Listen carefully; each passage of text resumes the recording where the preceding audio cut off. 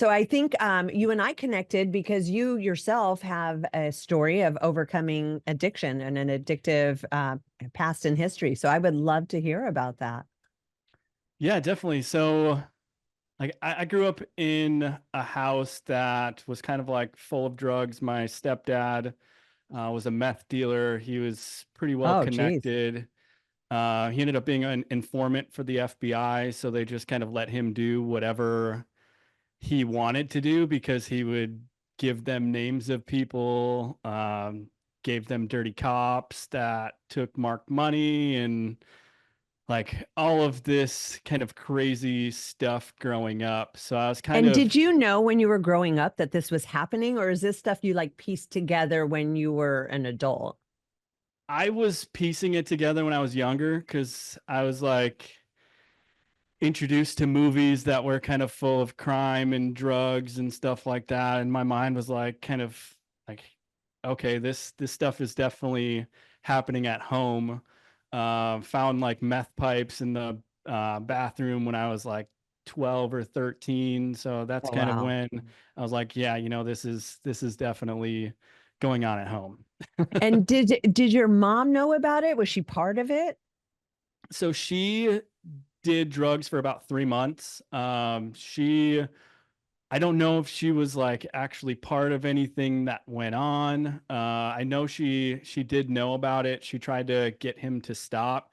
He was very abusive and would like threaten to like hurt us if she like decided to leave and stuff like that. So she Uh, stayed with him for like 15 years. yeah, well, Um, and being under meth psychosis, I mean, people stay up too long, they get violent, they're paranoid, they're crazy. Like that is terrifying to live through. oh yeah, we had like the blinds in the front of our house were kind of like felt material. Mm. And because he would always be opening the blinds, they were just like worn down at the seam, like in the middle, Oh, where the wow. blinds kind of connected. So yeah, it was definitely a difficult upbringing. And then when I Yeah. was about 13, maybe 12, I started smoking cannabis, hanging out with his family, kind of Mm. starting there. That kind of led into some other stuff. At 16, I got into a fight. Um, about 6 months before that, my cousin got jumped by, it was like 15 verse 3. He ended up in the hospital, had Mm. all of his bones right here shattered, his nose shattered, his top jaw broken, up here shattered. And then the same guys, because they knew that we were related, they kind of set me up. One of them was like, hey, do you want to see a weed plant that I've been growing? And he was like a good friend of mine growing up. And next thing you know, I'm in this garage, 6 people shut the door behind me, and then they all kind of start jumping me. And it was like a block away from my great grandma's house. And my Oh. buddy was with me, and he got out and like ran. And my fucking great grandma comes like kicks in the door and and then they all just stop. It was wild. Why But what was their purpose behind that? Like, did they think you were ratting or there's just initiation? Like what was why were they doing this? I honestly have no idea. I know Yeah. my cousin was supposed to fight one of the kids one on one, Uh, and then we all showed up at this park, and it ended up being 16 versus 4. They hit one of my friends with their car as they were like leaving the park after they seen what they did to my cousin. oh, And geez. because it was like a scheduled fight, the cops didn't do anything about it. Nobody got in trouble or anything like that. It was it, So rumbles are allowed per the law? yeah, Like you can go yeah. rumble, no problem? That's so In, weird. in Minnesota, you can, I guess. Ah, there's what it is. That's what I was missing. Minnesota. Yeah. Okay. No, I'm kidding. I don't really know that much about Minnesota. Uh, Oh but yeah, man. eh, So you went through it. yeah, a little bit. Yeah. Yeah. So then did you so what happened next? You just sort of stayed in it? Did you get in some trouble? Like what was a turning point for you? Yeah, so at 16, got into a fight with the kid that set me up. That got me on 90-day probation. I Mm. was on 90-day probation for 2 years because every 90 days they just kept extending it another 90 days and then another 90 days. And then Was that by the because you were continuing to be bad, or they, were just looking more or less looking out for you by keeping these restrictions on you? Why do you think that was? I would say it was a mix of both. There were some times where throughout that 90 days, I did fail a drug test. Mm. But most of the time, I was actually well behaved and I wasn't getting into trouble or anything like that. The Mm. funny thing about it is the judge that put me on probation in the first place was actually filling in for another judge. Oh, And the judge that put me on probation was my mom's divorce judge. So she knew the household that I kind of grew up in. And at this point, she finally like left him and wasn't with him anymore. So they just didn't want a repeat cycle of him kind of running around. At the yeah. time, I was so mad Hmm. that they would put me in the system. I thought that it just ruined my entire high school, like partying days and having fun and stuff like that. But like looking back on it now, I am blessed that I did go through that. I mean, Yeah. went to 10 different high schools because I would always find the wrong crowd of people to like be around. So after those 90 days of my probation were up, I'm usually skipping or switching high schools because I either got into a fight or got into trouble. Isn't Went, it funny? I'm sorry, I don't mean to no, interrupt you're you here, good. but I used to say the same thing. Like, I don't get it. These people find me, but then as you get older, you realize you attract what you are. Yeah. So they find you because they are you. And so if that's the pattern you're in, that's going to be what you see and what you pull in everywhere you go. It took me a while to figure that one out too. Yeah, no, 100%. Once I started like actually making those adjustments and really changing my life, like I really had like the people you attract is completely different. Yeah, yeah. That's amazing. So, but what'd you say, 10 different high schools? Yeah, 10 different high schools. That's That so much in 4 years. That's crazy. Yeah, it was hard to like make friends at each Yeah. high school because I just kind of thought in my mind, okay, I'm just going to switch to another one, and pretty soon, anyways. Three of those were sober schools, and then two of those were different treatment centers that I would go into for outpatient, and then I do Mm. school and everything there. Um, then the last or the second to last school I went to was called Place, and it was an acronym, and I can never remember the acronym. But there was 10 boys in the school. Our principal was our probation officer. They switched us all from our normal probation officer to this guy. We'd get random drug tests, and I was there for about, I think, 8 months before I Mm. turned 18. And then they couldn't keep me on juvenile probation anymore. So they finally said, hey, um, you're free. Yeah, yeah. And how did that feel? I mean, I imagine like some elation, but then also kind of nervous. It's like, oh shit. Yeah, there was definitely some nerves. It was excitement as well. Yeah. Around that time, I started dating somebody, and she could like throw parties at her house. Her mom didn't care or anything like that. So I was like, oh, this is awesome. There's total freedom here. So I ended up moving out of my mom's house to move in with her and her mom and sister. There was like 8 of us living in this 3-bedroom house. Oh, wow. And so I started partying. I went on Hmm. like a 3-week bender of just doing ecstasy like every day.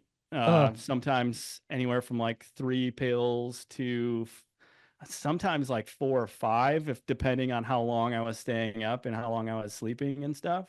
oh man. And that shit will turn your brain to mush. Like, Oh, 100%. especially for a 3 week period of time. I mean, because you're getting whatever it's mixed with, which is usually like meth or heroin, plus Yeah. the ecstasy, but it can turn your brain into like Swiss cheese.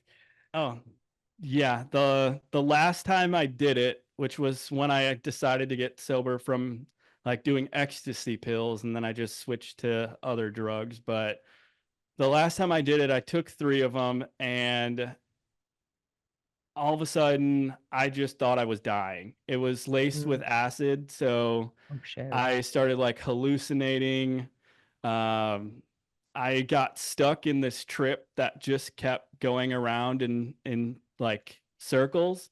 And Yeah, every and time I would, LSD lasts a long time. You're talking like eight yeah, plus hours. Like yep, that's that's a long time to be in that state.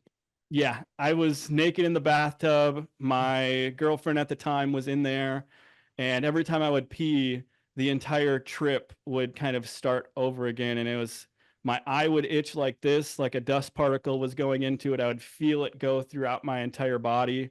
I would look up and I would see my girlfriend at the time with a beer, and I'm like, "Hey, you need to be fucking sober right now because I need you." And the only time she actually had a beer in her hand was the first time I ever said it. And she said every like 45 minutes, I would look up and I would say the same thing over again.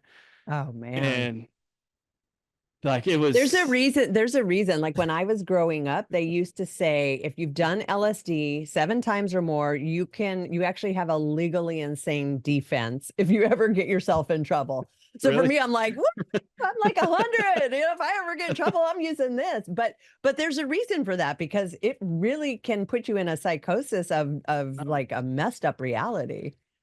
Yeah. I can get into a story a little bit later about that because like my dad, he's done a lot of LSD and everything, and he's got stuff going on as well. But that I was 18 at the time that that all happened, and then we ended up moving out of her house and renting a condo from my aunt, which we ended up kind of destroying because we were just Mm. having parties and just we had like a hookah, and the hookah like coal fell and burnt a hole in Oh gosh. the carpet. And then at that time, we ended up dropping out of high school. I still had 2 years left because of all the different high schools that I went to. So I was a senior and 18 years old, still had 2 years of high school left. So I was like, this, I'm never going to finish. I'm just going to stop this. And I started working at Walmart. And while I was Yeah, I'll working at just get my Walmart, GED someday. Yeah. yeah, no, that's exactly what I was thinking. I was like, no, Yeah. I don't need it. Yeah. So working at Walmart for like $8 an hour, started selling cannabis. Um, that kind of became my income source after a while. And like throughout that time, I started getting more into like cocaine Mm. and Molly, and I was probably spending anywhere from $100 to $150 a day. Oh yeah, Once I kind cocaine of, is a very expensive habit. yeah, Yeah. and that went on for about 2.5 years. Um, it was 2014 when I finally kind of had a wake up call, and Mm. I was sitting in front of my TV watching YouTube, and I got hit with an ad. And it was from Ty Lopez talking about like knowledge and this like the Lambo in his garage and all the books behind it and like all of this stuff. And I don't know what kind of happened. I knew that I was going to end up in three different places. I was either going to end up in prison, I was going to end up homeless living under a bridge, or I was going to end up 6 feet under. Hmm. And seeing friends of mine kind of graduate from cocaine to heroin and fentanyl and stuff like that, I was like, you know what, this isn't the life that I want to live anymore. I was robbed, I think, twice at gunpoint Oh, for cannabis. One of them, my buddy and I kind of went to a dealer that we used to buy from. He wanted drugs from us, and we went up into the bedroom upstairs, and next, like 10 people just came and surrounded us and pulled out guns. And I was like, you know what, just take it. My life's not worth 2 pounds of weed. Like, yeah. That's a lot of weed, but yeah, your life is not worth that. yeah, it was not worth it. And uh, just kind of seeing all of that, knowing that family members of my mom's ex-husband have died, and like have just gone through all of this stuff. I just wanted better for me, and I knew I was capable of it. I was a bright kid before I started hanging out with the wrong crowd, became the class clown and stuff like that. So Mm. in 2014, after I got hit with that ad, it was about 3 hours later, I found myself in Barnes and Noble. Mm. And I was looking through the self-help section, the business section. I knew I wanted to be an entrepreneur. I mean, I was making decent money selling weed at the time. So I was like, I think I have what it takes to like run my own business, and Right? I'm Like doing that's it the now. original entrepreneur job Yeah. right there, being a dealer. Like you gotta Yeah. hustle, you gotta like sometimes pay employees. Like there's a lot, it's day and night, there's no rest. Like that's Yep. the ultimate entrepreneur job is being a Oh, dealer. 100%. I have like cousins in my family that they Yeah. started selling like cocaine and crack, and then now they own like Yeah. multi-million dollar businesses and stuff like that. So I was like, you know Yeah. what? It's my stepping stone. It's time to get out. I need Yeah. to do something different. And while I was in Barnes and Noble, I found a book called Mindset by Carol Dweck. Mm. And I'm dyslexic, so it took me a long time to read it. I think it took me like 3 months just to get through Wow. 30% of the book. But as I was reading, she was talking about like Michael Jordan and all these professional athletes and how they got cut from the team um, when they were playing, and they didn't give up just because somebody told them that they're not good enough. And throughout my entire childhood, I was always told that I was a fuck up, that I wasn't good enough, and that I wasn't going to be anything. And it really started to reprogram my mind and Mm. like give me this brightness that my future could be. Cause it was just, I like to say it doesn't matter how dark your past is, your future can always be bright, but it can't be bright unless you take that first step. A lot of the Yeah. times, nobody's coming to save you. So being able to be your own light for at least the first part of it until the like once you take that first step and you start attracting those new people, Mm. then those new people become, they're like fireflies in your life, where next thing you know, you have 10, 20 of them, and you just have this huge, bright path in front of you. And that's kind of the first firefly in my life, was the book Mindset.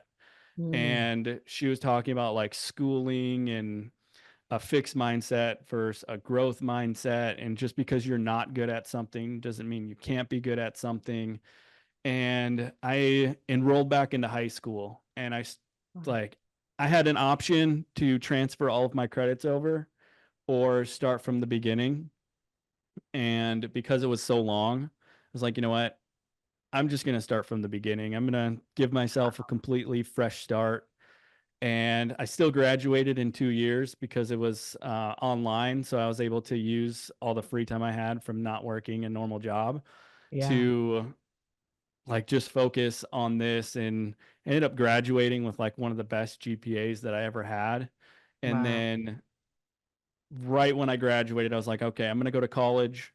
I enrolled into college. I ended up going for a semester, and then I dropped out just because I realized that I didn't need a college degree to actually be an entrepreneur. I was following a couple people on social media that I started to really look up to, and they Mm. were a little bit younger than me, and they were just documenting their journey. One of them was documenting his journey. It was 365 days to seven figures. Wow. And I found him on day 17, and by day 100 I was like, I need to pay this guy. I don't know what it's going to cost. I don't know what he's going to teach me. I just know I want him as my coach. And so I reached out, gave him $3,000 to coach me for 6 months. He brought me into the whole ClickFunnels world and taught me how to do cold email and Facebook ads, and got me into the right circles. And like, he was like definitely the next firefly that came into my life that really just kind of brightened the path on where I needed to go.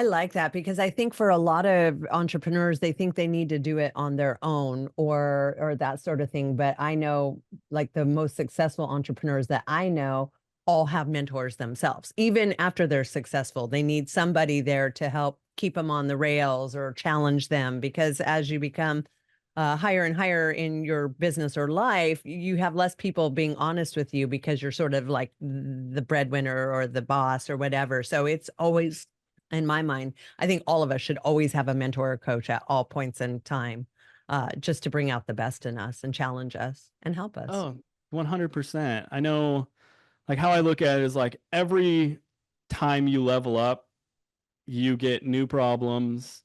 You need a new mindset. You need a new way to look at everything around you. Yeah. And the perfect people that can help you do that is people that are one level ahead of you and are coaches and mentors and stuff like that. Because a lot of the times we're like horses with the little blind spot things, and we can't see Yeah. what we can't see, and we don't know what we don't know. And like, not many people can actually take a step back and actually look at a high level overview of what they're doing because there's still those biases and egos and all of Mhm. these things that kind of dilute our vision and like what we can accomplish and what we can't. Yeah. Well, and nowadays there's just so much information out there, so many coaches, so many mentors, so many programs, so many everything. This is how you do it. Social media has just like saturated the world. And sometimes it's hard to navigate like what is real or what is true or which of these thousands of people should I actually listen to. Yep. So even just navigating that can be extremely challenging.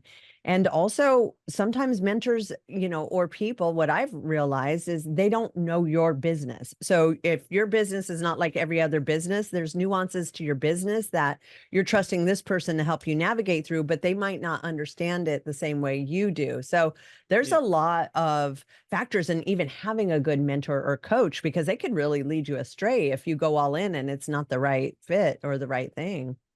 Yeah, I've spent tens of thousands of dollars on mentors that said they knew my business model and stuff Hmm. like that. And then when we got into the program, they're like, no, you need to do this model. You need to start coaching because you can't scale an agency. Yep. And our business, like we tested it just because we wanted to follow the process and stuff like that. And we went from like $15,000 a month to $1,000 a month and just Yeah. like it made everything crumble. Like I'm not a coach. I'm somebody that I like to be doing the work and Yeah. running the team that does the work. Yeah, yeah, it's interesting the challenge. We get that from different things just because drug rehab is so different than most other things. And I get so many people like just for example, pay per click, like, oh yeah, no, we have a tried and true method. I'm like, but have you tried and true it with rehab? Oh yeah, Yeah. but no, it's all the same as this and that. And time after No. time after time. No, they don't know how to do it. And you spend all this money and thinking this is it. And it is challenging to navigate because you're trying to do the right things and trust in the right people, but nobody knows your business like you. That's what Yep. I've learned through all this time. It's like you can help me, but it's my business and nobody cares about it or knows about it more than me. Yep. No, definitely. Yeah. Wow. So that's what you were navigating. So is that what you're the first thing you did is create this agency? Yeah. So, well, no, first thing I did, it was like right around the time before I hired him, it was real estate investing. Oh. And I had like $25,000 in cash that I had saved up. It was like my ticket, like, okay, I'm gonna get out of here. I'm gonna stop doing this stuff. So my step grandpa had a property that he was renting out to somebody, and the guy just ended up completely trashing the house. So Mm, I kind of did like the owner financing talk. I was like, hey, if you let me owner finance it, I'll pay the rent and I'll rehab the entire house, and we agree on a price that I pay you for the house, and then I get everything else that we sell it for over that. And he's like, "Oh yeah, that's totally fine." I talked to my mom's new husband, and he's like, "Yeah, let's do it." And I was like, Mm. okay, I'll start reaching out to contractors. We'll get the right people in here, get it done in 3 months. Should be about 25 grand for all the rehab. And that was probably the worst experience that I ever had doing it with family. Uh, Oh, yeah. my grandpa, he wanted to have his hands on like everything that we were doing Oh, wow. and not kind of give control to like me or anything. I already had like everything mapped out, exactly what we needed to do, how much it was going to cost, all of that. And then my mom's husband was like, I don't trust contractors. I don't think we should pay them. They're going to run off with our money and they're just going to rob us. So like a month into it, nothing was really getting done. They weren't letting me bring any contractors in. And Mm. then they're like, you know what? We're going to rehab this ourselves. We're going to do everything by ourselves. Oh, boy. So we ended up And they're rewiring not the, like professional contractors or no, construction people or anything like that. Oh, boy. no, no, not at Oh, all. boy. There is so much to that. Oh, my gosh. Yeah, and then my grandpa ended up finding a contractor that he was friends with, and instead of paying him per job, he was paying him like $40 an hour. So they would sit there and talk for like 4 or 5 hours a day, just kind of shooting the shit and not getting anything done. Oh, And it was 3 months into it. We were probably like $40,000, like deep into everything that we have bought up until that point. And I was like, look, man, I can't do this. yeah. I have put this money into it. I can't do it if we're not going to do it the way that I said to do it and get contractors and like actually get this done. I can't do it. Yeah. So thankfully, my grandpa was smart with his money and stuff like that. So he wrote me a check for everything that I put into it. And I kind of just took it as like a loss of 3 months of my life and Mm. used that money to hire the coach. Yeah. But Valuable learning lesson, though. oh, Expensive lesson, but a valuable lesson. yeah. And 12 months later, the house was finally on the market and it sold like a month after that. So if I wouldn't have taken my loss and wouldn't have parted ways, it would have been another 9 to 10 grueling months of trying to get all this stuff to work out. Yeah. Wow. Yeah. And it's hard to cut losses when you've invested your time and money. Like that's probably one of my hardest things to do is to cut losses when I need to, because I'm like, want to hold on hope and I want to, maximize on all that time, effort, and money that I put into something. It is really difficult for me to cut losses. I'm right there with you. It was probably one of the hardest things to actually say no to, just because I was so passionate about it and I wanted Yeah. it to succeed. It was like my first real business venture, and just seeing it kind of really fail was hard. Yeah. It was hard. Yeah. Yeah. But valuable lesson. So that Yeah. probably helped with what you did next, which was what? So next I kind of was like playing around. I was really into like ghost hunting. Oh, And so I started yeah. just putting a bunch of ads out there on Craigslist and stuff like that, saying like, "Hey, we'll come search for ghosts in your house and clear them out and stuff like that." That went nowhere. That was like absolutely nowhere. And then I got Oh my into God. But it had to be so fun though, right? yeah, I bought all the gear Yeah. online, and I was like, "Okay, this is gonna be awesome." Yeah. But okay, did you find ghosts? Did you actually experience that? Was that something that came from that? Not when I bought the stuff, but I did have a couple of my family members' houses that were haunted. A little girl fell on the stairs at one, so if they ever Oh, left the stair door open, the door would just slam shut. oh wow. So like I've experienced Yeah. paranormal stuff, but Yeah. I thought it would have been like an awesome job. I was so like hooked on those ghost TV shows and stuff. Yeah. Funny story. I was just in Virginia City because I'm from Reno. And so Virginia City is like this old West town. Like you literally feel like you're transported back to the Old West and the miners. It was part of the gold rush. And we did one of those Ghost Adventures tour. In fact, it was the very first Ghost Adventures was done at this place that we did it at. And during the tour, you know, it was cool. They have all this creepy stuff in this house, and we're walking around, and I'm just randomly taking pictures. I'm like, I'll just look at them later. And later, like after I got back from my trip, I'm scrolling through, and I'm like, oh, I caught one. Like it That's is awesome. so cool. Like I'll show you the picture after we're off, but I literally caught a ghost. You could see it clear as day of this miner in this room. I knew exactly where it was, but it was the coolest thing ever. That's awesome. Yeah. That But, you is, know, how often does yeah, that happen? Yeah, as a full-time job and as your only source of income, probably challenging. yeah. Yeah, it was like $500 to come to your house and stay there for a weekend and see what we could find. And yeah, it was not going to go anywhere, but it was fun to try it out. Yeah, why not? That's so cool. I would totally do that.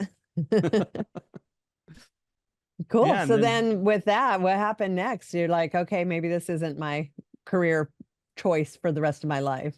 yeah, that's around the time when I hired my the Mm, first coach that I ever hired, yeah. and he helped me land my first client. It was Facebook ads for a local Indian restaurant. They paid me $70 for the entire month of running their Facebook ads. I went in there, created like a promo video and edited it all up and stuff like that. And I thought the video was great. They loved the video as well. And we got them, I think, 14 actual new customers that went and used the vouchers. We had about 30 something download the vouchers from the ads. And Nice. then at the end of the month, I was like, hey, if you want to continue with me, it's going to be $300 a month. And they were like, no, you're crazy. I'm not paying you that. We're done. So they Wow. kind of, yeah, they And they that is fired. just like a steal to get that many new customers. Are you kidding me? You know what I would pay Yep. for that? Yep. Wow. Wow. Well, you were ahead of your time though, too, right? Like this was at the precipice of all that stuff sort of happening. So maybe, you know, they just didn't know, they obviously didn't know what they were getting for that. Yeah. This was around very beginning of 2018 Okay. Yeah. was when all that kind of happened. Um, yeah, 2018. Because then at the end of 2018, I moved from Minnesota down to Florida because I Oh. knew that if I stayed in Minnesota, there's no way I would stop selling cannabis Mm, because it was just way too easy to get. Way too many people still kind of contacted me for it. And I was like, if I'm gonna ever kind of get out of this life, I need to just give myself a complete like reset somewhere else. So I had family that lived mm, down in Cape Coral, Florida. So my ex-wife and I moved down there, and like my business failed for the first 2 years. mm. The first year we did like I think I did negative $24,000 because I was buying so many courses and coaching programs and stuff like that. Yeah. And then the second year, I think I made like $15,000, but because I bought another $20,000 in coaching and stuff like that, and then I rented an office because I was like, I'm not professional if I don't have an office. So Yeah. I was like throwing money at Mm. everything that I could to try to look successful. Yep. And I did another about negative $20,000 there, and I started running out of money, so I had to get a job, and that was like the most embarrassing thing to myself and just a huge ego hit because I was like, I'm supposed to be this entrepreneur. I'm supposed to be like, I was making great money before I moved down here, and now I'm losing money. I'm almost out of everything that I've saved up until this point, and I just felt like a failure. But how old were you? I mean, you still had to be in your 20s at this point. I was 26, I believe, when I moved down here. Dang, you're so hard on yourself to Yeah. think that, you know, you should have it all figured out by that age. Most people, I mean, especially men, their prefrontal cortex still hasn't even closed at that point. Like, come on. Yeah. I think it's with social media, it's so Yeah, hard it is. because it's so easy to look at these 19, 20, and 21-year-olds that are supposedly owning all these Lamborghinis and McLarens and renting out Yeah. these mansions and stuff like that. And I think really hard for a lot of people, especially those that are going through addiction and have like addiction problems, because it just puts you in this depression Yeah. that there's like you just feel like you're never going to get out of. So instead of doing drugs at that time, I started numbing myself with alcohol. Oh, yeah. And I was just spending all the money that I did have left on alcohol, and it was just not a good place at all. And it was because I was comparing myself to Yeah. all of these people that were more successful than me. And like little did I know they started when they were like 13 years old, and there I was starting at 25, and it's a year and a half later, and I'm just depressed because I'm a failure when really it was just the beginning of my journey, beginning of my marathon. Yeah. Well, and it's also hard because you had been making easy, stupid, big money. And to walk away from that and then literally start over with nothing, you can't like bring that with you. I Yeah. mean, you could have, but you obviously were trying not to. So to completely originate and start from the beginning without those resources, I noticed, just like you said, all addiction, if we're not getting that quick hit, if we're not getting that big payday, it just like starts to mess with your mind because you Yeah. expect that quick and instant release or relief. Yep. No, I completely agree. Even like dopamine, like I Yeah. went from doing dope per se to doing dopamine, and then I had this social media addiction. I was on my phone for 14 hours a day just thinking Mm. I was doing all this work and thinking I was getting ahead, but really I was just doing nothing. Yeah, yeah. Oh, tough. You were learning valuable lessons. Yeah. Yeah. So what was a turning point or what happened to get out of this like 3-year loss of when you moved to Florida?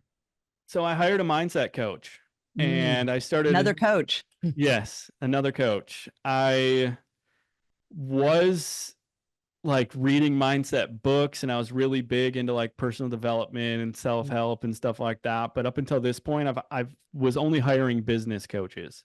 I wasn't hiring, I was like, no, I don't need to focus on me. I just need to get the business skills that I need.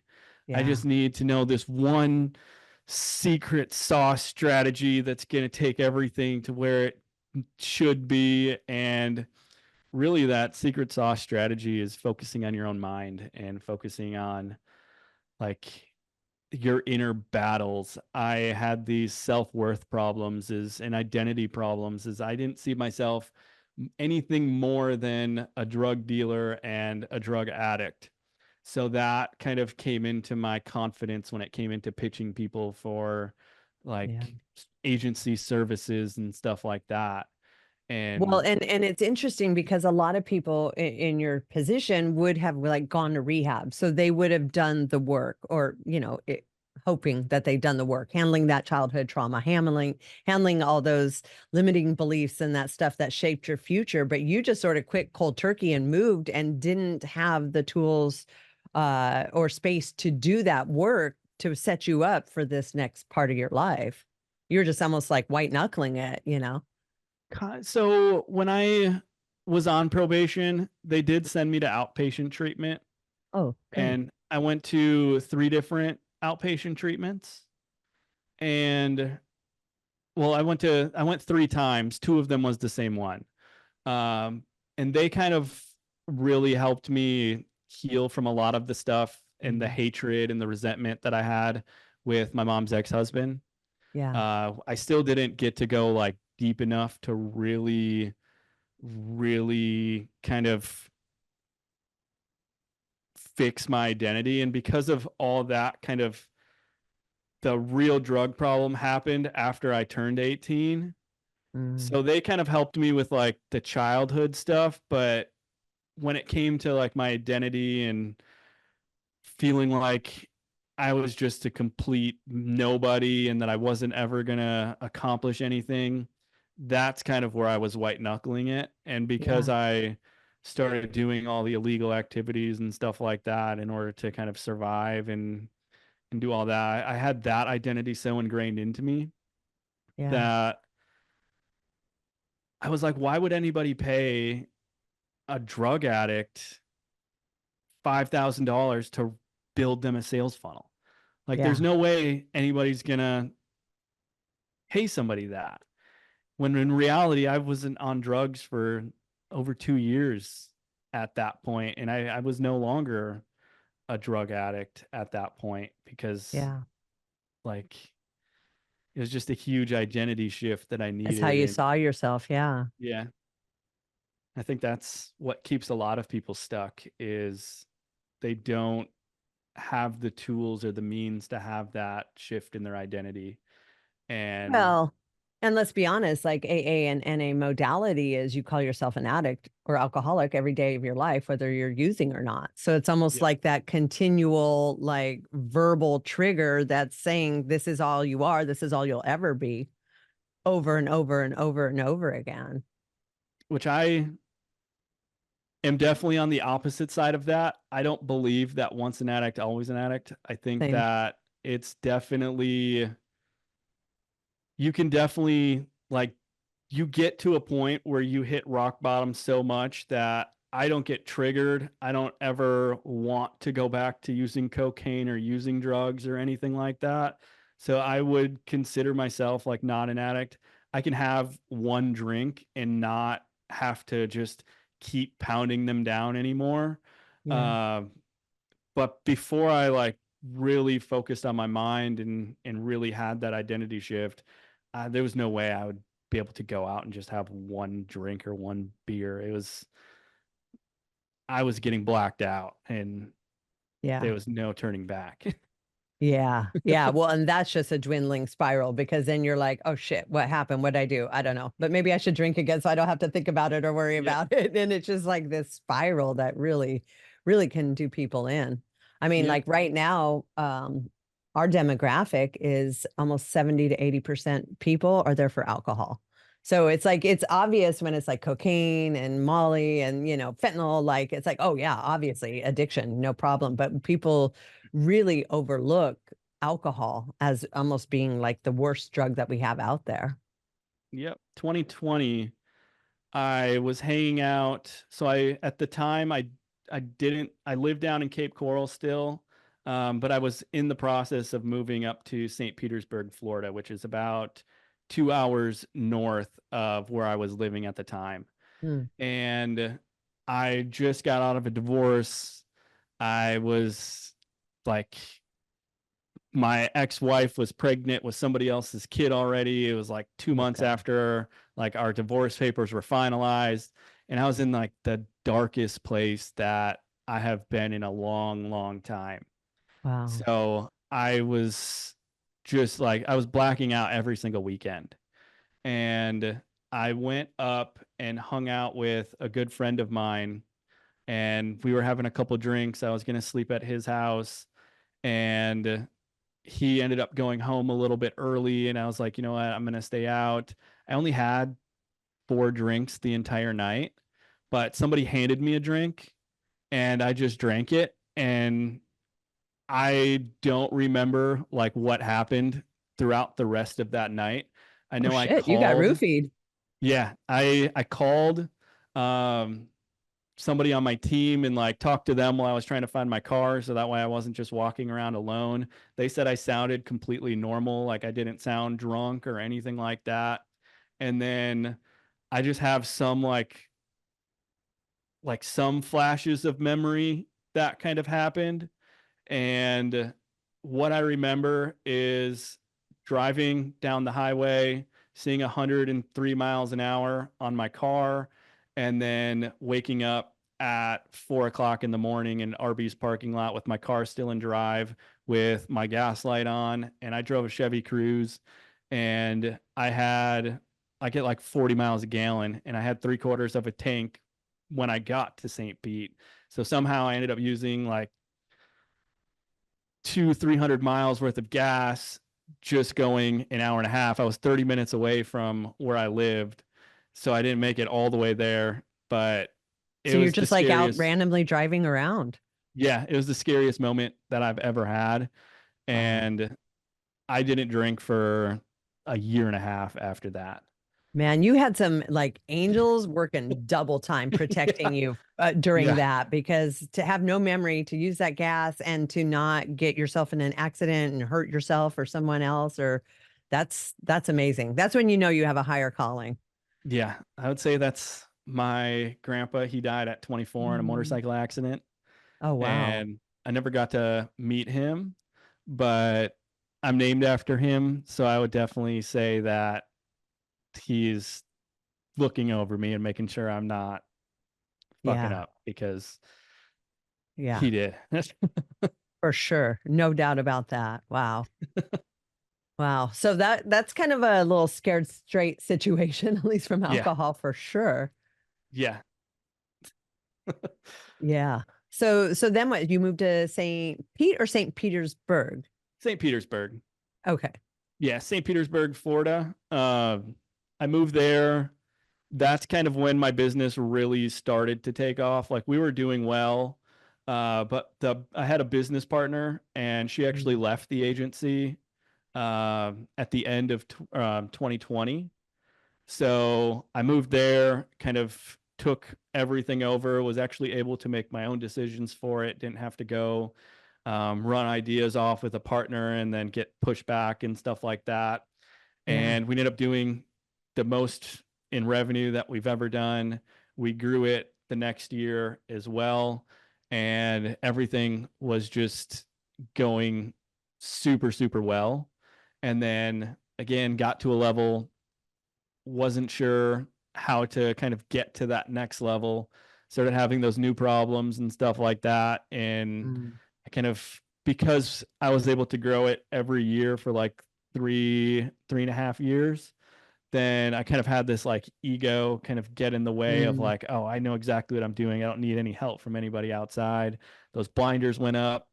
And the year after that, everything just kind of dropped down. We ended up doing like 50 or $60,000 less that year than we did the year before. mm, But then I hired a coach again, and everything started going back up. Hired another coach. I actually rehired the first coach that I ever hired about 3 months ago, and just another thing called me to him, and I was like, you know what? I need to go back and I need to work with him, and it's yeah. been amazing ever since. Well, you were also running into the challenge of the pandemic, which changed everything for everyone. So, you're hitting a plateau during a period of time where everybody's just kind of like destabilized from things going, in an affluent situation. So the surprising part about that is that was the best year that or the second best year that I've had in business. That's when everything really started to take off, Nice. was 2020. And the reason that was because we worked with a lot of online coaches, and because people were they were stuck at home, so there was really only one thing to kind of do, and that was Mhm. to work on themselves, to do a home fitness program and stuff like that. So we were able to help a lot of our clients pivot their offers and be able to like bring a lot of those online. And Yeah. so we were able to, like, one of our clients, they had like a home decor coaching program that they taught women that were 45 years or older how to create like reefs. And they're doing like $1 million a year just teaching people how to make reefs on a $25 a month membership. Like Wow. it's Oh, wow. That was a product of the pandemic. Like it was yeah. amazing what people came up with, from home and were able to create on, no doubt about it. Yeah. So I was blessed. I know a lot of people, like I have family businesses that were like brick and mortar and stuff like that that took really big hits. Yeah. Um, Yep. Luckily, a lot of them moved their companies to Florida. Mm, And because Florida was only in lockdown for like 3 weeks, yep. a lot of them didn't get hit as bad. But I know a lot of people that sadly, a lot of their businesses and just their entire lifestyle shift happened because of everything that went on. Absolutely.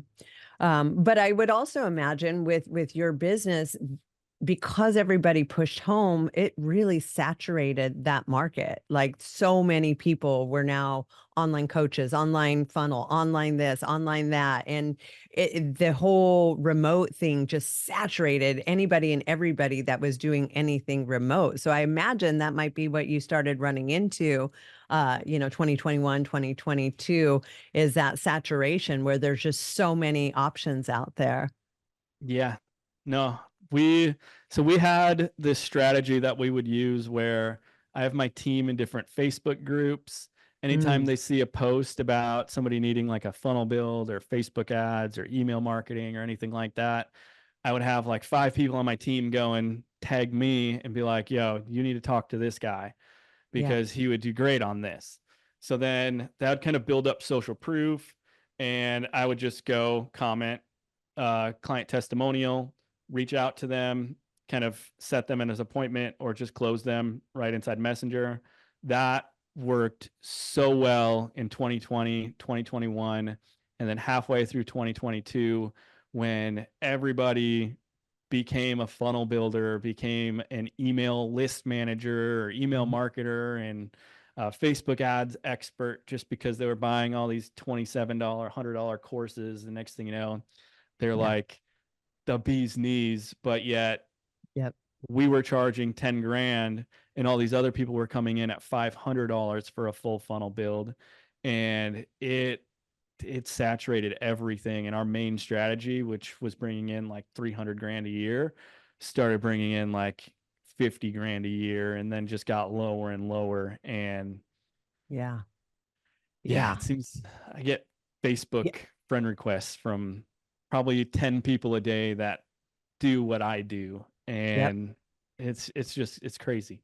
That's It is. It is. And yeah, it was between funnels and courses. Like all of a sudden, everybody was course creators. Like you said, yep. 27 bucks, and here's my Kajabi course I created. And it's like, it just saturated everything. I had coaches like, well, have you thought about, creating courses online? I'm like, dude, everybody's doing that. Like, that is not you could put all that time and effort into it and maybe like hit it in the beginning, but there's just such saturation here that it's definitely difficult to compete, Yeah. For especially those charging a higher ticket. Yeah. yep. For those people that are like I don't know if you have like a lot of entrepreneurs or anything in that listen to the podcast, but right Yeah. now in the high ticket space, it's all about trust. It's Mm. all about like the connection that you have with them. And then the certainty that they have in you to actually get them the result that you tell them that you can get them. Yep. And that's why it's so important to focus on building your personal brand Yep. because that is what's going to build the trust. That's what's going to build the connection with your audience. And then like by doing that, there it creates this level of certainty like, okay, I like this person. I know that they know their shit and I want to pay them because I know that I have certainty in their ability to be able to help me get to where I want to go. And like that's our main focus right now is just Mm. building that, being able to have awesome conversations and connections and stuff with really cool people just to like build those relationships. My coach actually just told me a story. He said that one of his friends spent $130,000 on a car, and he was like, "Why would you spend $130,000 on a car? I could have got you the same car over here for $100,000." And the guy's like, "It's 30 grand. I know the guy that I bought it from." And it just shows that those friendships and those connections, like that's how a lot of people are starting to spend their money and there's or who they're starting to spend their money with.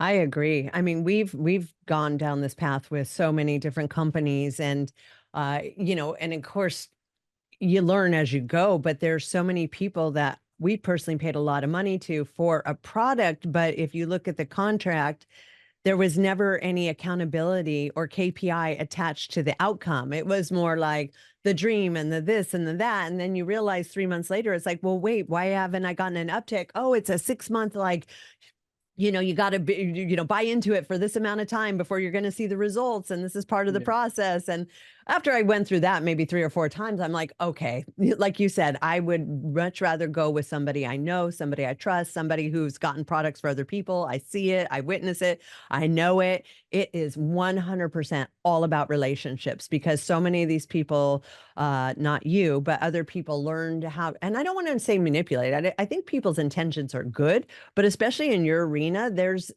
such a way to deliver without actually giving what the person is looking for. So there's Yeah. no recourse for the person who invested all this time and money to get a certain product. Yeah. Sadly, with marketing, I think like the average success rate of a campaign is like 15 to 20%.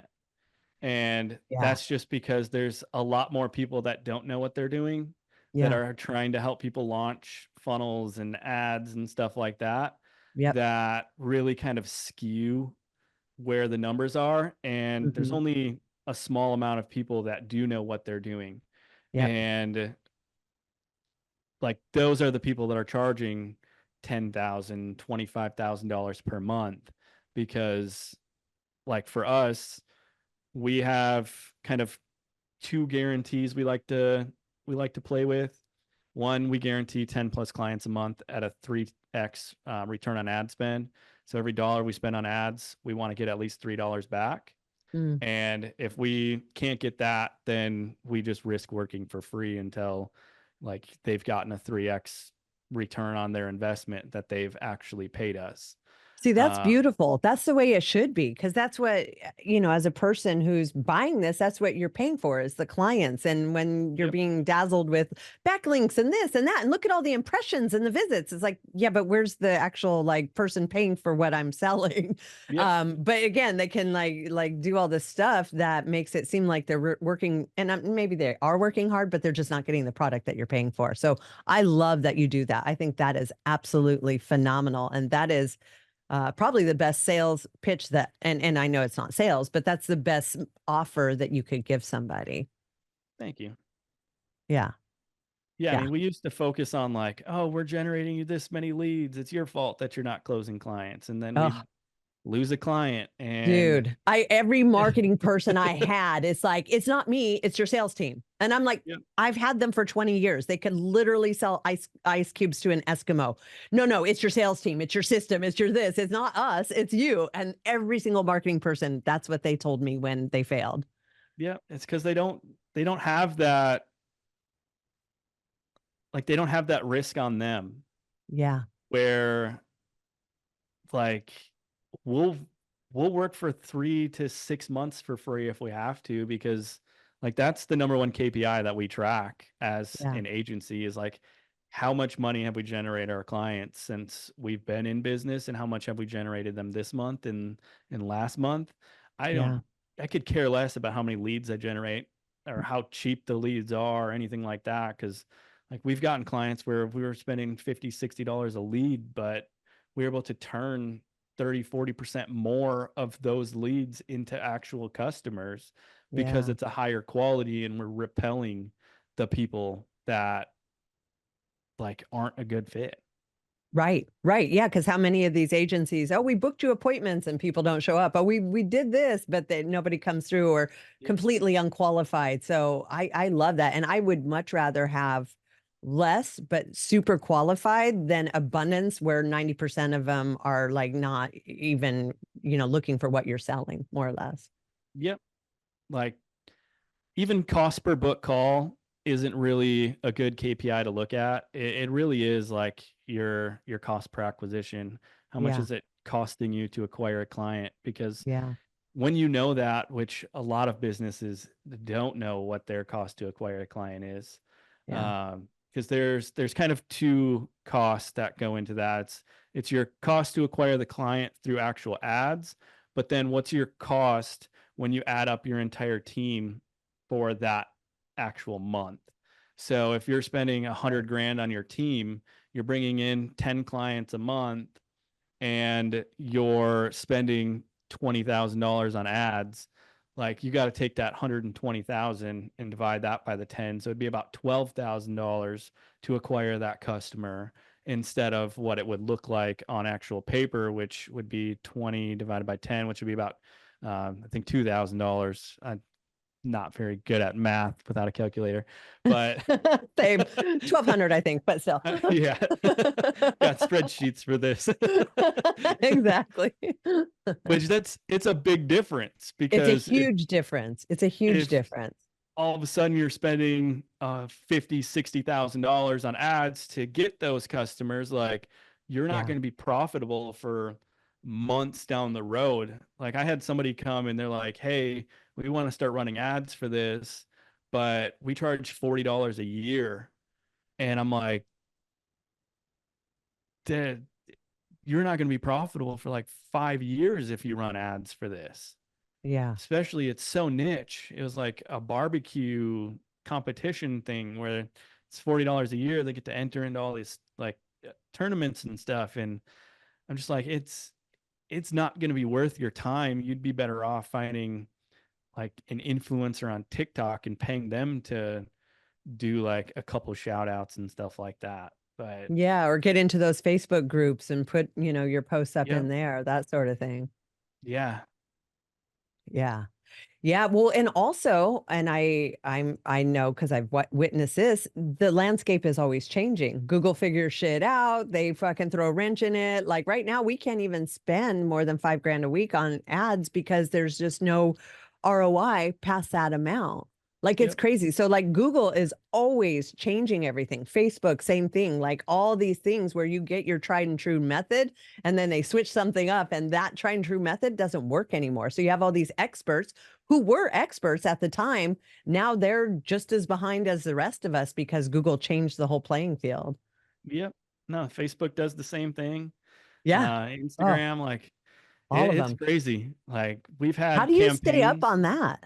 How do you stay in the know so you're riding that wave instead of operating from what used to work 2 years ago? Yeah, a lot of it's different masterminds. Mm, Uh, like I was just in a mastermind of nothing but pretty much agency owners, teaching like YouTube ads and stuff like that. So not only are we seeing what the founder of the masterminds kind of numbers are when they're spending $1 million a month, we're able to kind of match it up with what we're doing with our clients and stuff mm, like that. And with how everything's kind of shifting, they're moving farther away from having like the pixels and being able to track a lot of things. And targeting is one of the things that they've been removing a lot of on all the platforms. So including Facebook? yeah, like Facebook's Wow. targeting, like over the Yeah. last couple of years, they've removed a lot of different targeting.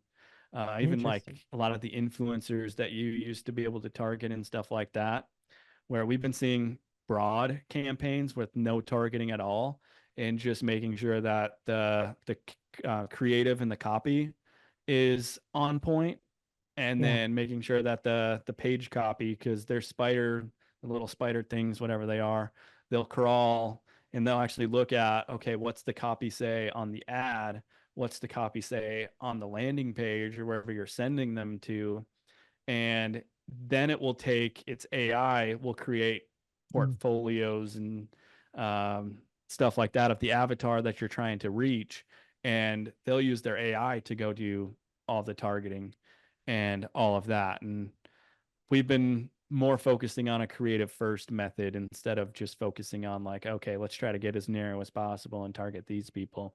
We've just been yeah. letting the AI kind of take over. Wow. So you're working with AI. That doesn't scare you. You're like, we can use this to our benefit because I know, I mean, a lot of us, we have this AI program and I could write, a 150-page blog in like 2 seconds flat and it sounds exactly like me. But the Yep. problem is Google and all these people know that. And so if they see you trying to post that as your own, they're like, nope. So there's always like, ooh, a quick solution, but then there's like not as well. So I'm sure you've got to work around that as well. Yeah. So I don't like using brand new features that Facebook launches just Mm, because a lot of the times it's really, really bad right out of the start. So I'll give it like a couple months Mm, before I actually start using them. But they've been training their own like AI for like audiences. Now they have like Advantage Plus and different things like that. And then they have like on the actual ad level of it, you can do almost like Creative Advantage Plus. I don't know the exact name of it, but it will show like it'll actually take the copy that you've written and create different variations of that and send it out as part of your ads and yeah. just test different angles and everything for you. Wow. Yeah, it's crazy the technology I definitely see the advantages, but also the disadvantages because what's tried and true is like it's just archaic, it's non-existent anymore, and so it's a constant recreation to stay on top of this stuff that's constantly changing and moving. Because look, Google doesn't really want you to get cheap ads or stars; they want you to give them more money. Same with Facebook; they don't. They want to give you some, but they don't want to give you all of it. Yep. Kind of like a drug dealer, right? Yeah. They want to keep you hooked, so you just keep coming back. Exactly. Dopamine dealers. Exactly. Yeah, I used to like right when AI came out, I was like, okay, I can use this to write so much copy. Yeah. And it just became a crutch where I got to a point where I was using it so much that anytime I would stare at a blank screen, I wouldn't be able to actually think of what angle and Mm, what hook I wanted to use. So I've slowed down a lot on using AI. Sometimes I like it for target audience like research and stuff like that, yeah. where every client we onboard, we get them to fill out an onboarding creative brief. We take that, put it into AI, have them kind of analyze it, then we tell them more about like who the target audience is, and then we have it do like build out like an actual avatar profile Mhm. of who that person is, and then we'll go a layer deeper. We'll say now let's go to layer 3 psychology, and then it will go to layer 3 psychology and build out like an entire map on like what are their buying motives, why won't they buy, how can you do a marketing angle to this piece of it, Yeah. and stuff like that. And like we're able to get really good insights on like just through AI. Yeah. That's good. That's when it's working for you for sure. Yeah. Yeah, Like, absolutely. So how your agency, you've grown it pretty good now, right? Wait, so first of all, are you still in Florida and how big's your agency these days? yeah, so I am about 45 to 50 minutes up north from St. Petersburg, Florida, in a little town up here, just because I've That like Tampa area or something like a that? little Or bit north of Tampa, kind of by like Brooksville. okay. Is that by Um, Disney World? Is that like Kissimmee? no, a little bit lower. Okay. We're like kind of in the middle, I think, of Kissimmee and Tampa. Okay. Got it. Yeah, it's an up and coming city, but it's I back in 2022, yeah, 2022, crazy. My wife and my new wife, had our daughter, Mm. Athena. So she'll Oh, be 2 this December. And so we just didn't want to live in the city anymore. yeah.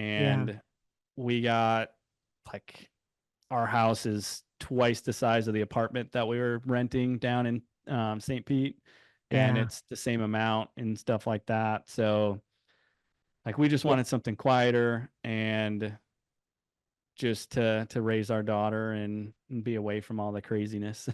I would say you made a good call just looking at like even this recent hurricane. It feels like Florida has just been pummeled multiple times a year for the last few years. So probably really good for you even just to get up and out of there for those reasons too. I mean, Yeah, obviously so you're still in Florida, but it doesn't seem like you're in the area that's always getting hit by hurricanes. yeah, so we were in like the path of the hurricane, 20 minutes, what would that be? 20 minutes west got like destroyed. Wow. My wife's mom lives over in that direction, and she got like 3 feet of water in her house, and like everything is gone. They had to throw everything away. Oh, Uh, but we're more 3 feet inland, of which water is yeah, tall. yeah, Oh my God. Wow. Oh, that's just heartbreaking. yeah. It was Mm. sad kind of seeing everything, which they're going to be staying at our house for the next month. We actually leave tomorrow to go to Park City, Utah, because they couldn't find any Airbnbs or anything Wow. because like the ones Everything. that people did have were on the water and are completely destroyed, and the Right. other ones just aren't close enough to their work. So we're like, hey, we'll let you stay here for a month, and we wanted to go spend a month in the mountains anyways. So it's Yeah, just a perfect opportunity. that's awesome. Nice. Well, good thing you got the bigger house, so now you can accommodate everybody to stay with you, right? Yep, exactly. Awesome. And so now is your business mostly all remote, or do you guys all go into an office? It's all remote. That's nice. I had a couple like in-house employees, and we had like a shared office space with a good friend of mine when we lived down in St. Pete. But I just I like being able to kind of get up and go places. Yeah. Uh, I don't know if I will ever have like a full in-house team. Yeah. Um, but all the people that work for me, they are full time with me. Um, but they just live either throughout the United States or in other countries, and they just have the freedom to kind of be able to work remote. And one of my Yeah. employees, they're traveling Thailand right now, Wow. and Nice. he'll be going to Bali and living there for a Mm. while. He's originally from Scotland, and just being able to kind of how I look at it is I don't like working with people from the Philippines just so that way I can pay them as little as possible. I want to make sure that they're like some of the most like wealthy people in their family and they make the most. Mm. So we'll start them off at like a training pay and stuff like that, but then usually pretty quickly like they get a raise and they're making usually they make like $2 an hour, $3 an hour, and they're all making at least 15, just because I want to make sure that they do great work. Yeah. They communicate extremely well. They get the job done better than I could have expected it to be done. Yeah. And I just don't. I see all these people taking advantage of people overseas, and it's really sad to see. It's a Um, thing that became really big too yeah, during the pandemic was the whole hiring of the Vietnamese workers, which may be taking advantage of. But I've had some friends who've employed some and they've gone over there and they're like, look, it seems like we're only paying them like 5, 6 bucks an hour, but to them, that's like making yeah, 80 bucks an hour if you were in the United States. So it's not awful.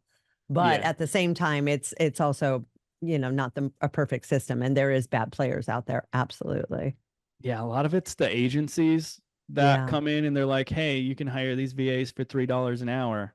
Yeah. And then like how are they getting paid? Because a They're lot of they're them, yeah, they're keeping yeah. two of it and they're passing Yeah. on one of it. Yeah. Yeah, Yep. that's usually where I'm like, yeah, Y- I couldn't do that. Yeah, you're So, right.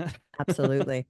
Well, I'll definitely say that was probably the best thing that came out of the pandemic, was the remote employees and yeah. how well it can work when someone wants to live somewhere else, but they want to keep working for you and they don't have to commute and they can just roll out of bed and start working. Some people really thrive on that. I was really worried about production, like without somebody in there, like checking on them and how are we doing and face to face. But surprisingly, a vast majority have actually done just as good, and some of them even better by having that freedom to sort of be in their own space and do their own thing. And then obviously, it's a lot less cost to an employer because you're not having to have a building and a space and hours and all the things. Like it. I think is the best thing that came out of the pandemic for sure, because now this is almost like the new normal, and Oh, it's for pretty sure. cool.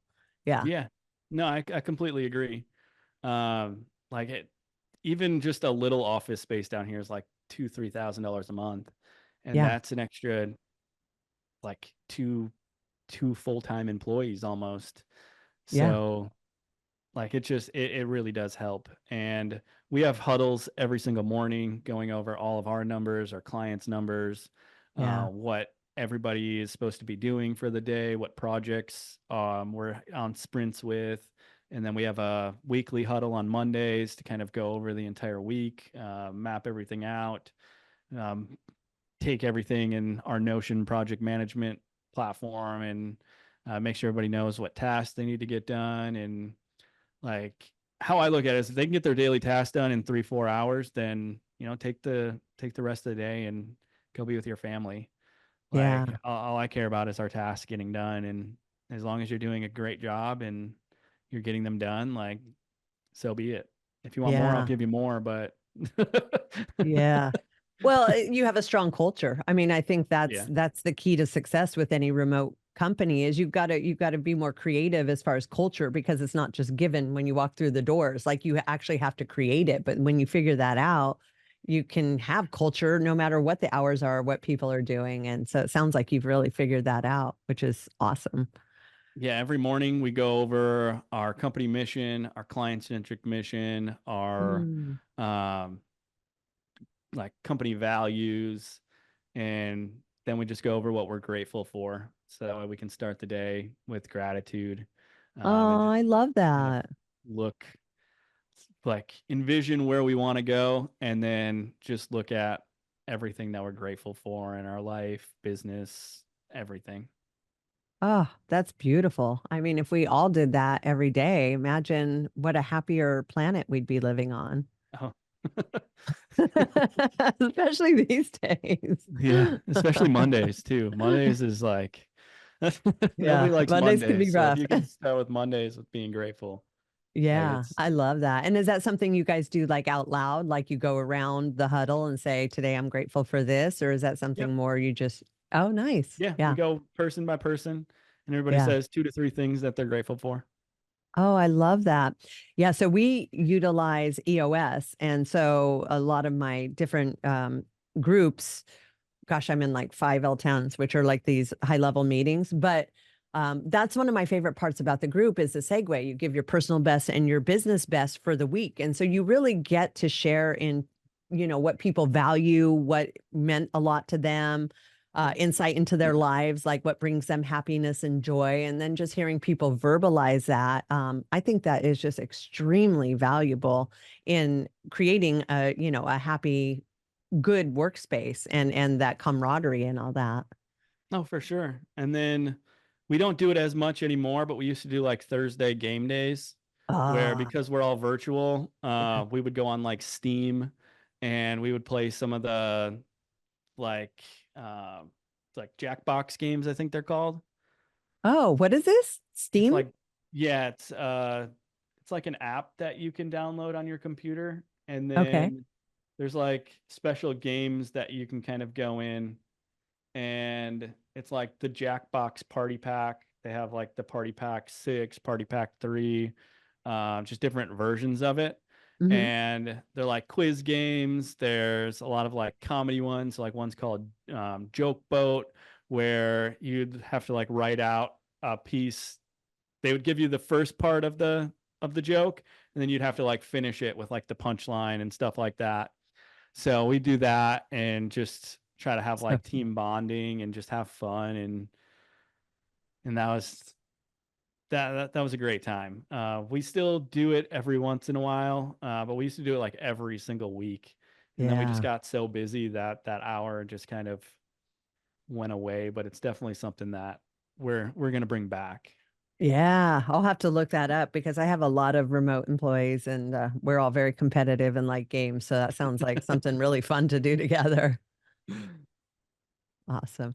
So, can you tell our listeners? So, at this point, you've overcome, your addictive past. You're kicking butt in your agency, happily married, little girl. It really does sound like you've turned everything around. Like you've self-created this super cool person that Thank you you. always were, but now you get to realize it. And so, you have a really great story. And can you let our listeners know how they can get a hold of you if they want to look you up for your services or anything like DM you just to say, hey, cool story, Yeah, anything like that? yeah, you can find me I created a new Instagram because I paid somebody that screwed it up in the past. So it's Michael Kelly says hi on Instagram. And then Facebook is facebook.com/real Michael Kelly. Otherwise, you can go to skillyouroffers.com, and that's offers with an S. Gotcha. That's awesome. It sounds like you have an amazing service. I mean, I will probably be hitting you up after this, especially after Thank you. hearing, your accountability, what you're offering and how that looks going forward. But I don't see why anybody would not want to do that. It seems like very risk-free for an individual to try out your services and see what you can do. And it sounds like you have like the top of the line, most up-to-date stuff going on consistently. So there's definitely some trust there for sure. Thank you. Yeah. And thank you very much for coming on the show. We appreciate having you today. No, it's been a great time. Awesome. Thank you. All right. We'll talk soon. Sounds good.